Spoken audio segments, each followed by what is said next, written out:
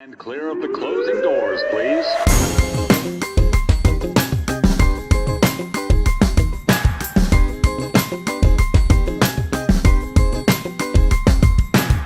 What up, son? What up? Grind and pivot, pivotal moments that changed everything. Louis Max, Queens, New York. Today, I have a special guest, one that I met when I actually did some promotional items work for a play called The Deep Throat Sex Scandal back in New York City.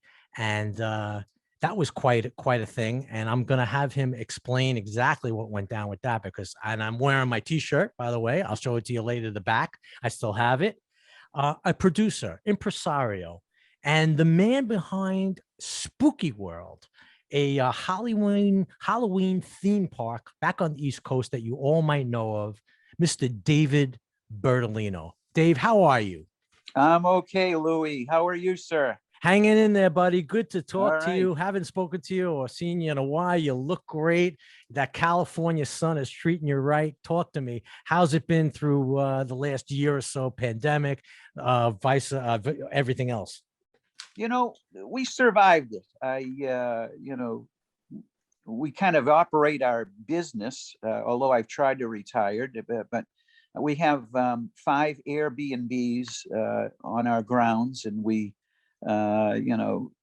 have them, populated mostly with actors working locally at the studios or directors or producers, because we're literally down the street from Universal and Warner.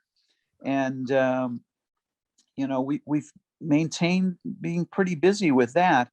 Now, the second part, of our, revenue stream is film shoots poolside, because we have a spectacular pool and tiki bar.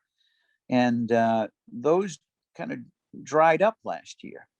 But we opened it back up 4 weeks ago, and we have been shooting TV commercials, feature films. We did a couple of music videos, and Wow. that's all in the last 4 weeks.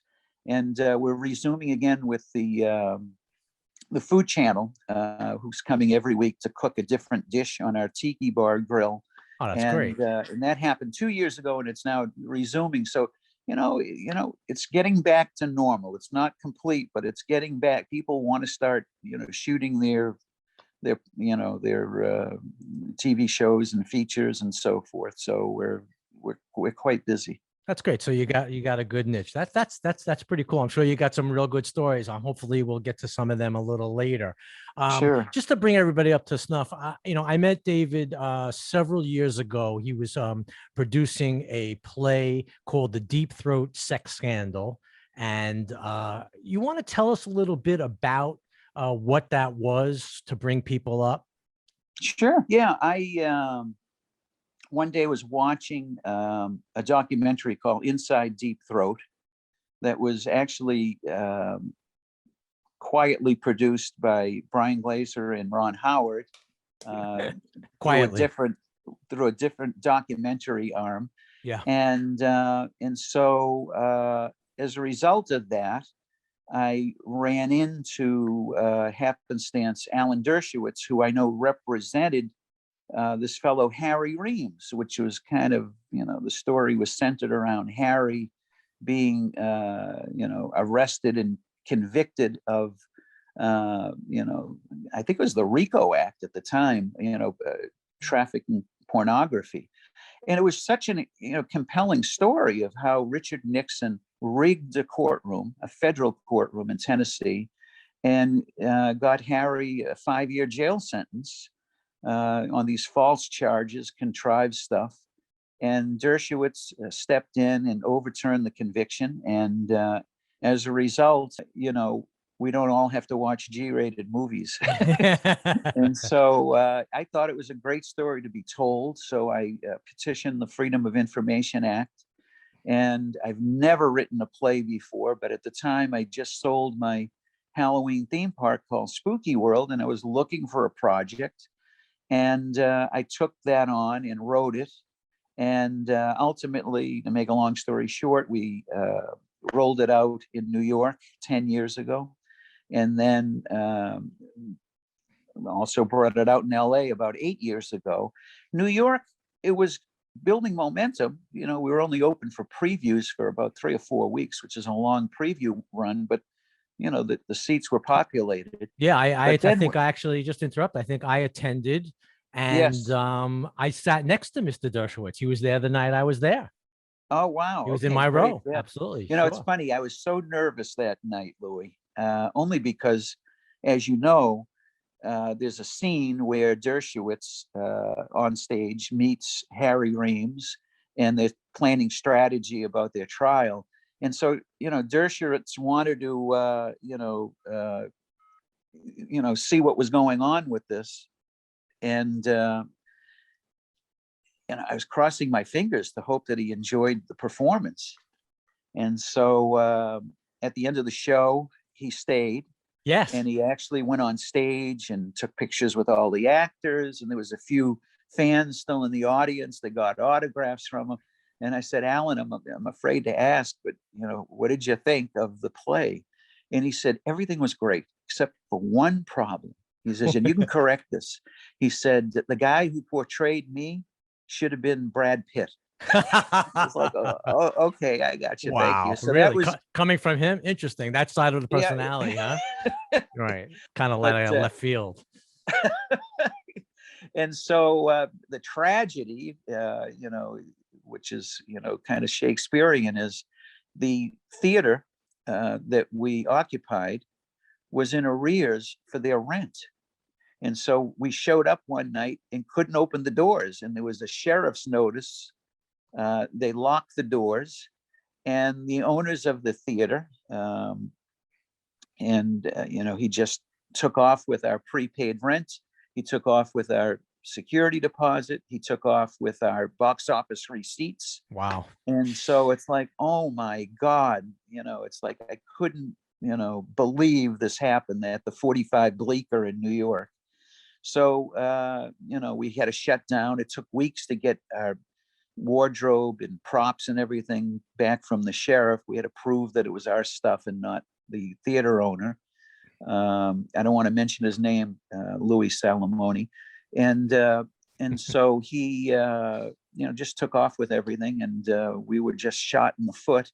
But shortly after, I went to California, and with our mutual friend Bill Margold, I had several lunches and dinners with him. And you know how much he loves to have dinner and lunch with you. Oh my God. Yes. Everything's centered around the food table. Absolutely. Absolutely. And he convinced me to relaunch in LA.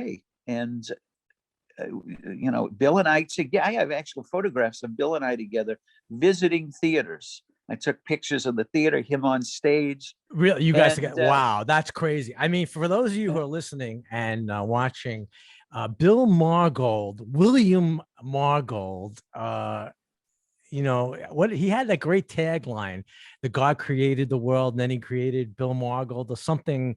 I forget what it was. He was a character. I mean, he's worth an interview in himself. Rest in peace, Billy. But he was such a character. He was I guess, an ex-porn actor, right? From early 70s. And he became a guy that kind of really was a custodian. He took care of all of his kids, as he would call them.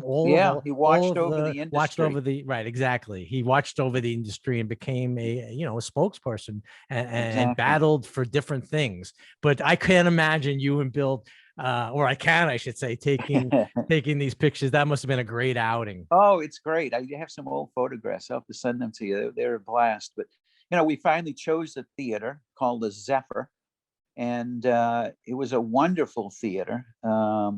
It was kind of like an eclectic, funky, off Broadway kind of feel, 90-seat theater. And I recruited in cameo roles various friends of Bill, as we say, Nina Hartley and Kay Parker and one of my favorites, Hypatia Lee, and then there was a role of the judge cameo role, and we changed that every weekend. And we had Christopher Knight from the Brady Bunch. Oh, sure. We had Paul Thomas, who's a big time director, big time huge, star director, huge. Still is, right? Still, I mean, still yeah, is. yeah. And so we had a number of celebrity guests that would be coming and populating the stage from the Thursday to Sunday run, and would, you'd know that when you have a new celebrity, you'd see the same crowd coming back week after week because they follow, the industry. And it's like, oh, who do they have next on stage? It's great. Yeah, I got a question for you. When you were back in New York with the show in the beginning, were you in touch with any of the old folk from the first run of Deep Throat, like with anybody related to, like, say, Damiano and any of the boys from the underworld, any of Chuck Trainer, any of those people? Were they? Yeah. When I first wanted to do this, I needed the rights.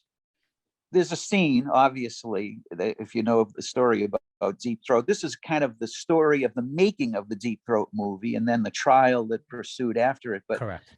There is the money shot scene, as they call it, for the movie Deep Throat, where Linda Lovelace's clitoris is in her throat. Correct. And so that scene we wanted to recreate on the stage. So we had a bed, and we had the Harry Reams doctor outfit on Harry, the actor that played Harry.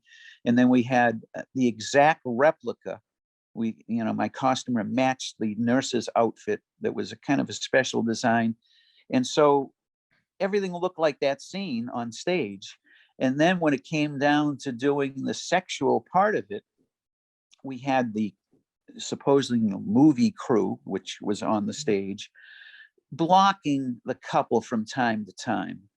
And they're both naked, by the way. There was full frontal, full 100% nudity I recall on this stage. I remember. And there's one portion that the lights slightly go dark for a few seconds, but you can see that they're holding handheld cameras, and we have monitors above the stage, so the audience can see, even though there's blockage, what's going on the bed through these cameras that supposedly the crew was holding. And so you're watching what you feel is oral sex going on is actually the footage from the original Deep Throat movie that we switched out. And so people left that theater thinking, I cannot believe I just watched the first blowjob that was ever done on stage theater. But that's what their belief was. And so much so that we actually got a call from the Attorney General's office in New York, claiming, asking if we were doing this. And I explained that we weren't. And they insisted on seeing it. So I said, okay, of course. Well, I don't think they really wanted to see it for, purposes of enforcement, because that gentleman brought like 6 or 8 other people from his office to watch from the side view of the stage. So, and then they realized, okay, as I mentioned to them, we switched the footage. The live footage is not what you're seeing. Linda is not actually doing that in reality. Right. So that was, kind of a weird thing that happened during that whole event. And we actually, carried that on in the LA production as well. So yeah, that's interesting. What was it like making the show in LA as opposed to New York? Was it a lot different? In LA, we didn't have cameo artists playing. There was the ticket seller in the X-rated theater, by a woman. It's kind of a little bit over the hill, former porn star.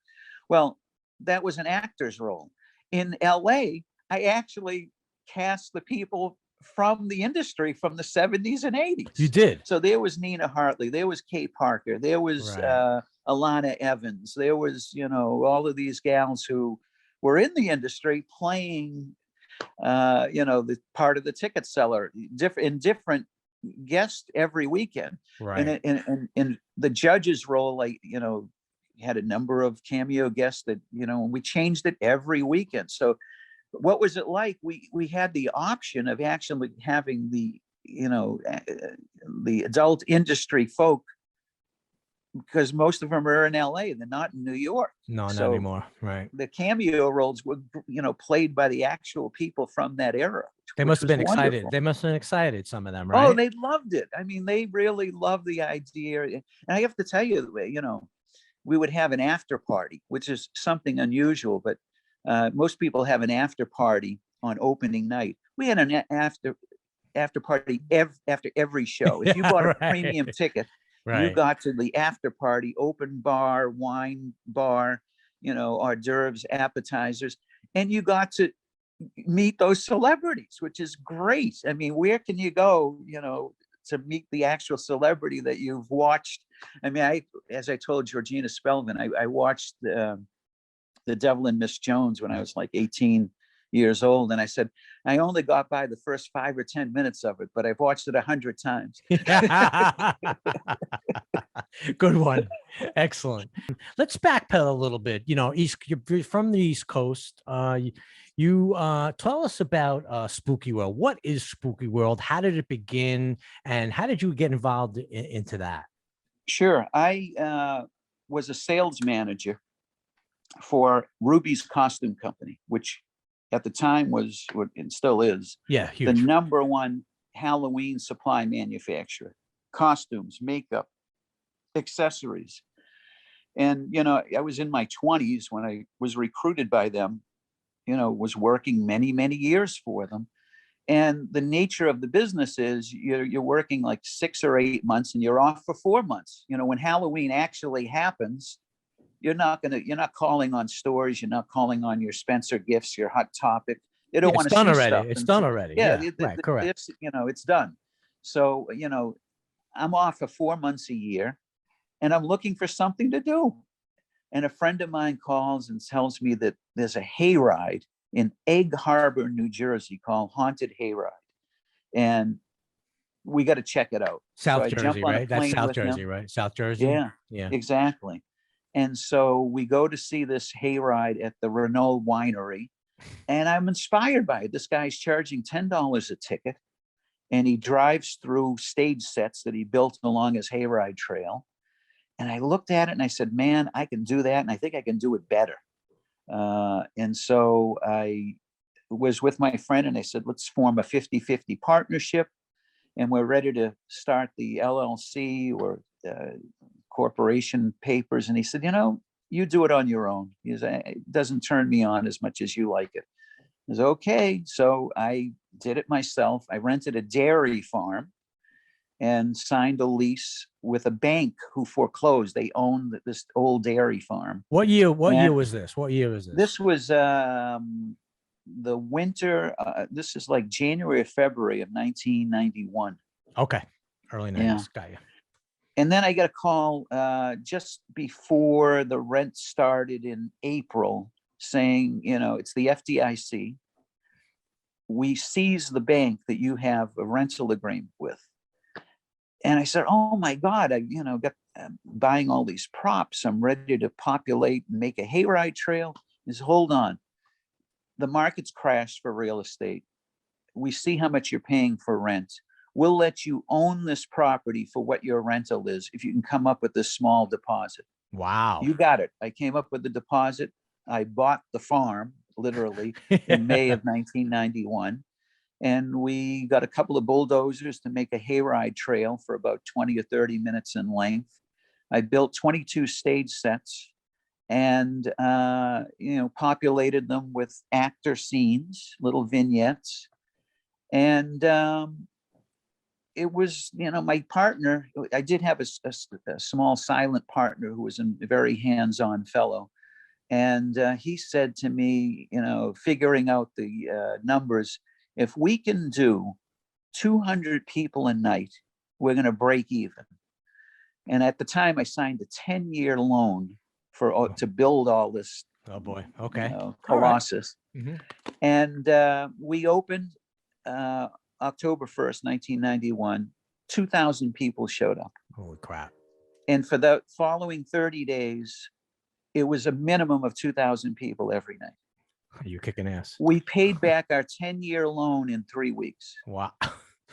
And it was like Woodstock. You know, it's like you look out in the meadow and there's cars stacked, and you couldn't park the cars. It was in New fast England, enough. right? What part of Yeah, Massachusetts was it? It's in Worcester County. It's called Berlin, Massachusetts.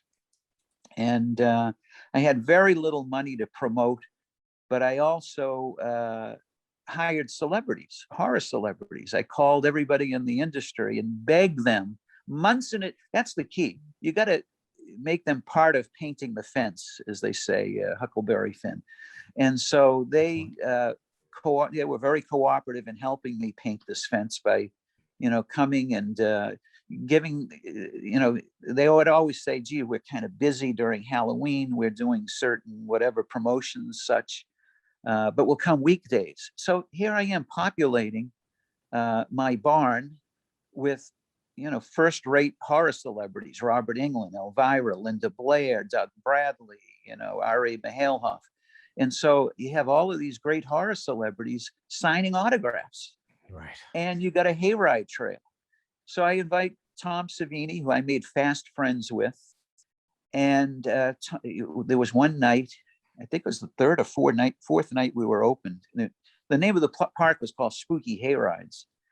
And Tom came to me and said, you know, you got a tear in your eye. What's the matter? And I was holding back the tears. I said, they just shut us down. We're at capacity. You know, the highway's backed up. And he said, you know, don't worry about it. You know, that's a good next thing. year It's a you're gonna good be thing. so ready. Right. You gotta a sellout's 2,000 people. Next year you're gonna add additional parking, and you're gonna add additional space. You'll handle 4,000 people. And I said, yeah, you're right. And he said, and I'm gonna build a haunted house for you. Wow. And that was my long friendship with Tom Savini. Tom came back every year. And in fact, the very first, the second year that we were open, 1992, he built the Tom Savini Haunted House. And then he came back every year after that to launch another haunted house. But Tom, you know, standing on that mound, telling me to, you know, toughen up, don't lose it. You got to change the name from Spooky Hayrides. Let's call it, you know, Disney World, you know, make it, or Disneyland, call it Spooky Land, call it Spooky World. And I said, bingo, Spooky World. Call my attorney the next day, change the name legally to Spooky World. And that launched what a, you know, whirlwind of Halloween event. I mean, it's known, it's iconic. It's known as the #1 Halloween event that's ever taken part in Halloween entertainment history. My Lord. I mean, during my operation, I sold over 2 million tickets. Holy crap. In 12 years. So that's it's amazing. So that was a pivotal, that was, I would say, the numero uno pivotal moment, huh? I would say, yeah. In your round. Wow, that's crazy. Is it still happening? You know, it is. I sold it to a group who moved it to New Hampshire, and they operate it. They don't have the indoor, you know, they don't have the celebrity aspect. They don't have the museum, because we had a great museum with all kinds of props and displays that, you know, were part of the original movies. And so, but they do have some haunted houses, and they now have a hayride trail that they've added. But you know, they still operate. Yeah. Right. So I know that you're working on a documentary. Yes. How's that going? Tell us a little bit about that. Well, you know, I had a neighbor, Quinn Monahan, who was very ingrained in the TV industry. He produced segments for the Screen Actors Guild Awards, the Academy Awards, he's Costumers Awards. So he was the go-to guy for segment productions for all of these televised shows. And he, for years of initially me moving here, I'd share stories with him about Spooky World. And he said, David, one of these days we are going to do a documentary about this. And, you know, after knowing him for almost 8 or 10 years now, 2 years ago, he said, now's the time, you know, let me follow you around. Right. So we took a trip to Boston, and he did about 20 interviews. Then all of a sudden he started doing interviews back in California of all the original horror celebrities that helped build Spooky World. I mean, yeah, not for a second do I believe it was just David Bertolino who made Spooky Right. World. It was Well, I don't know. definitely an I don't know. Yeah. ensemble effort. Of course, Truly. absolutely, of course. Yeah. Right. So he's followed us around and interviewed our actors, the celebrities, the food vendors, our attorneys that represented us through thick and thin.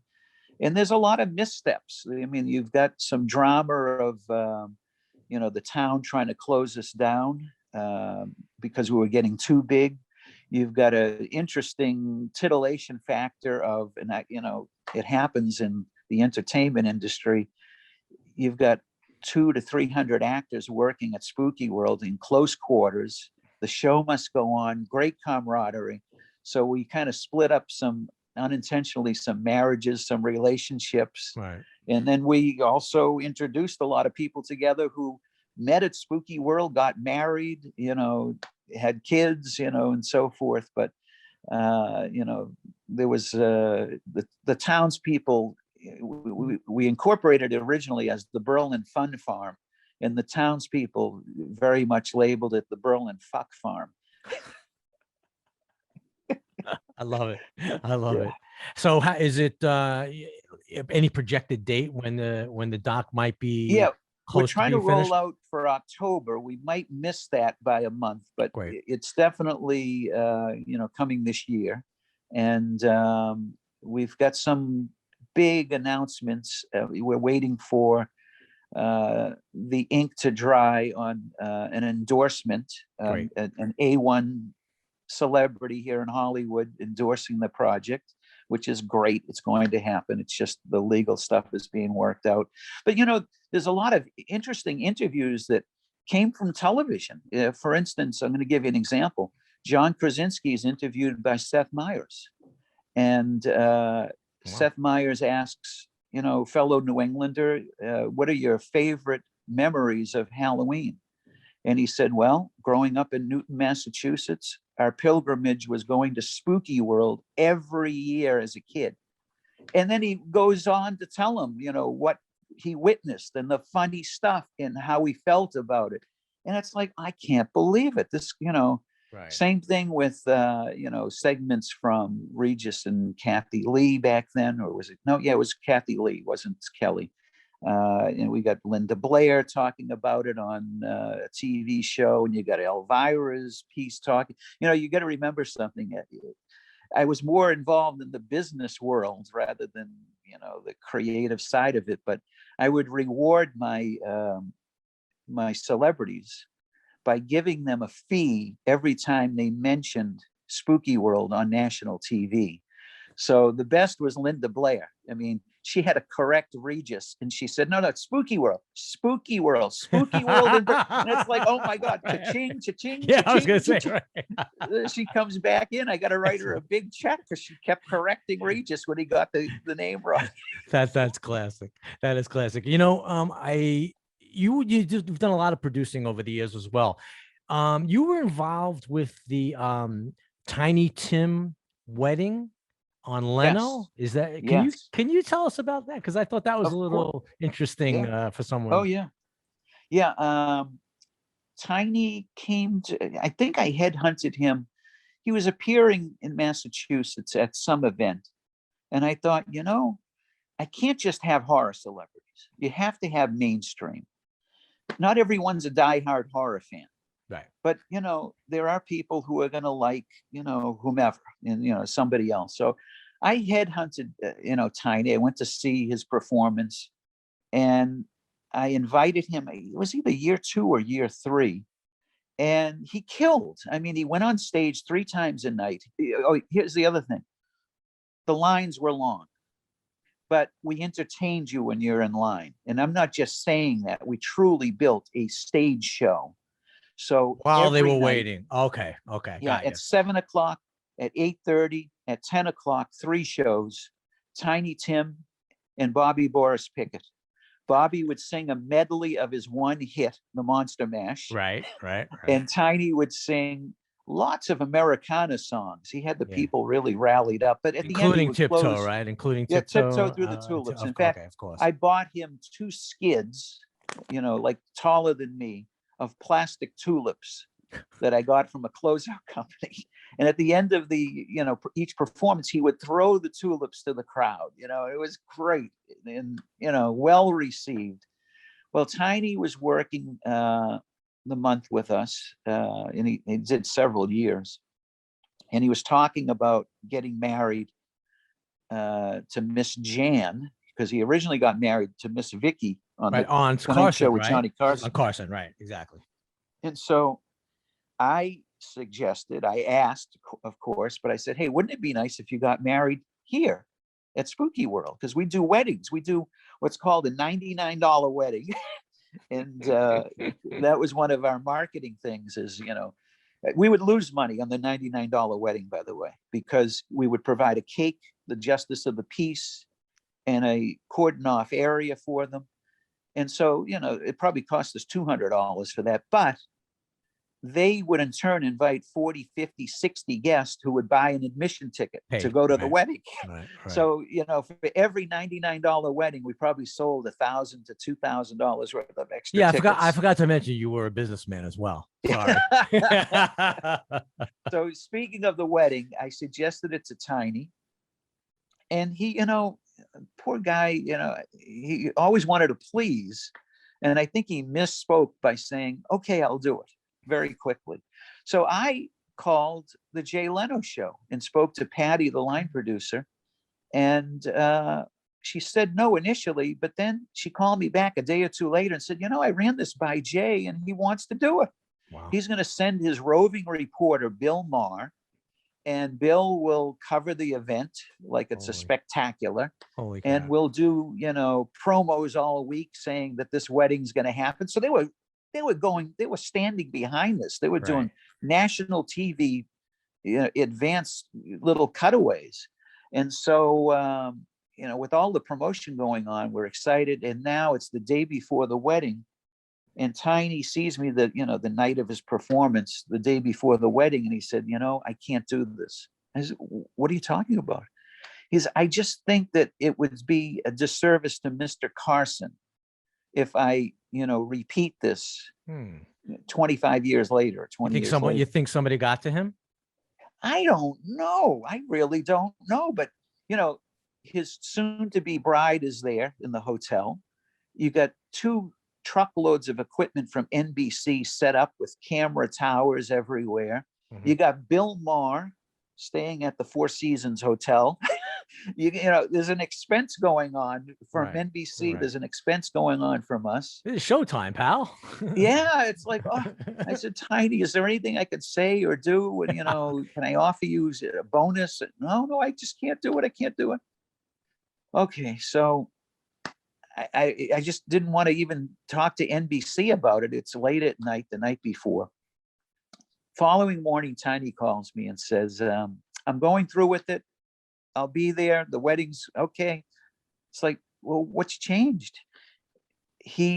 I called Patty at NBC, by the way, just to let her know what might be going down. This wasn't going to happen. Right. She called, and luckily she was on good terms, because I know Leno was not on good terms with Carson at the time. But she calls Johnny Carson in Malibu and explains what is going on. Johnny calls the Embassy Suites in Marlborough, Massachusetts, speaks to Tiny and said, Tiny, do this. This is good for your career. There's a lot involved. Go for it. This will help. God his blessing. God his blessing. Well, you got the blessing of Johnny Carson.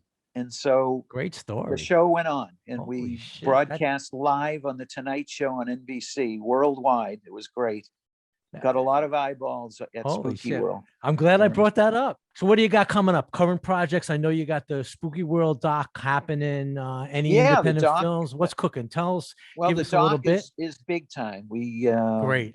We've got this huge endorsement coming in, and then it's actually signed off yesterday, but I'm not supposed to talk about it for about a week. So, and also locally, we have a local director, Adam Rifkin, who we've been talking with. He has great interest in developing a Spooky World TV series and actually script each season 1 through 9 or Wow. whatever.